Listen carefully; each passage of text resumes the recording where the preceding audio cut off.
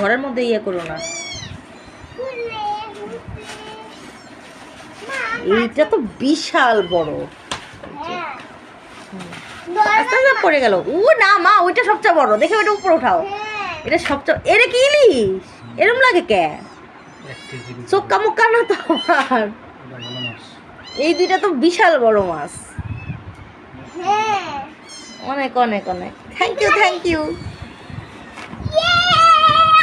আরো আছে? ও মা, আমি সারা জীবন মাছ খাবো, আমি আর কোনো তরকারি খাবো না। একটা করে মাছ রান্না করো। তোমার মেয়ে কি কাজ, কি বলো? আর কোনো তরকারি খাবে না, সারা জীবন খালি মাছ খাবে।